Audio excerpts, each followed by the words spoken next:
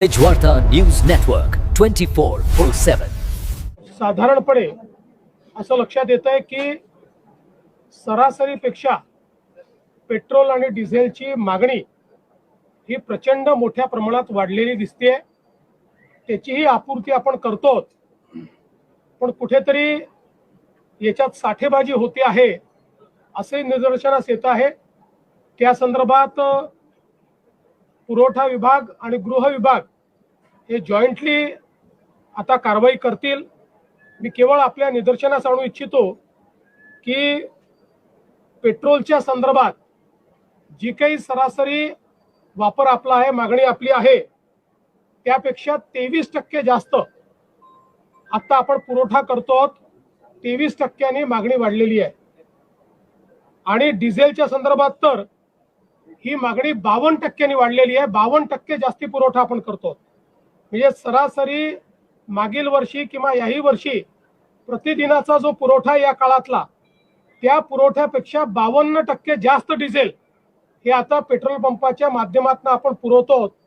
आणि तरीही टंचाई सदृश स्थिती ही तयार होते.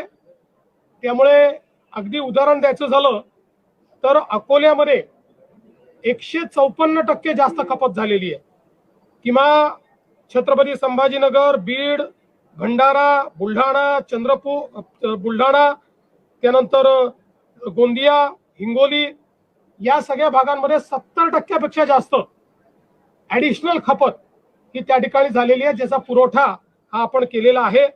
आणि म्हणूनच एकीकडे शेतकऱ्यांना डिझेल मिळालं पाहिजे याकरता आपण प्रयत्न करतो, पण निश्चितपणे त्याचा फायदा किंवा गैरफायदा हा काही लोक घेत आहेत.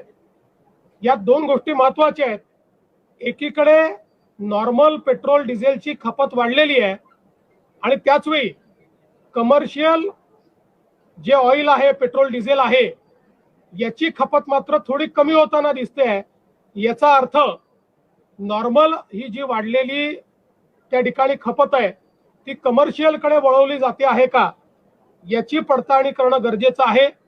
त्या दृष्टीनं आज आम्ही आदेश दिलेले आहेत.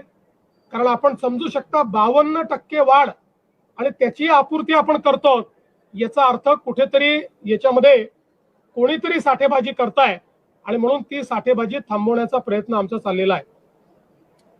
कांद्याच्या संदर्भात आपल्याला कल्पना आहे की कालच केंद्र सरकारने कांदे खरेदीचा भाव हा 3.5 रुपयांनी वाढवून त्या ठिकाणी जवळपास 15 रुपयापर्यंत तो भाव नेलेला आहे.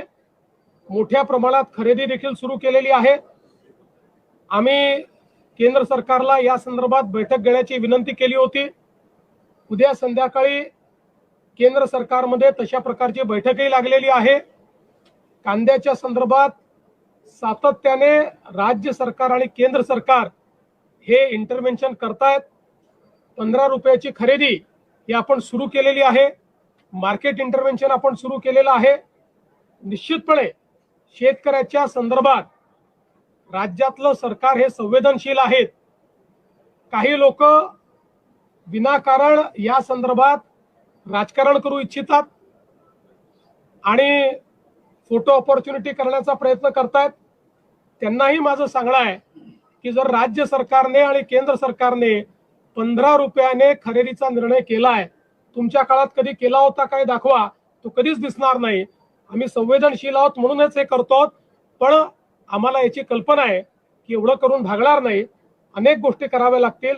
आणि म्हणूनच केंद्र सरकार सोबत उद्याला बैठक आम्ही करतो आणि त्या बैठकीतून दीर्घकालीन काय उपाययोजना करता येतील याचा प्रयत्न केला जाणार.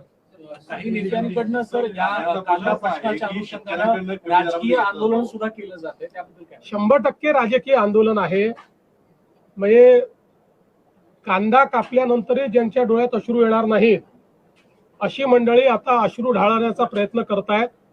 पण मी स्पष्टपणे सांगतो, महायुतीचं सरकार कांद्याच्या संदर्भात संवेदनशीलतेनं काम करण्याचा प्रयत्न करते. नाशिकमध्ये आहे ते आंदोलन पाहायला मिळते, कारण की रस्त्यावर उतरून हे आंदोलन करतात, रस्ता रोको करण्याचा प्रयत्न केला. मला असं वाटतं की फोटो ऑपॉर्च्युनिटी चालली आहे, ते विरोधी पक्षात आहेत, त्यांचं काम आहे, ते दाखवून राहिले.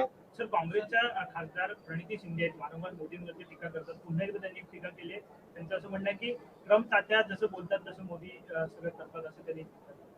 असं आहे की प्रणिती शिंदे या पहिल्यांदाच खासदार झालेल्या आहेत, पूर्वी आमदार होत्या. अपेक्षा आहे की अशा लोकांनी मॅच्युरिटीने बोललं पाहिजे. पण कोणी इमॅच्युरिटी दाखवली तर त्याला आपल्याला सांगता थोडी होतं. आता एवढी जर इमॅच्युरिटी असेल, म्हणजे आपण कोणाबद्दल बोलतो, काय बोलतो, या संदर्भात जर भान राहत नसेल तर अशा लोकांना जनताच त्यांचं स्थान दाखवेल. हमेशा सच के साथ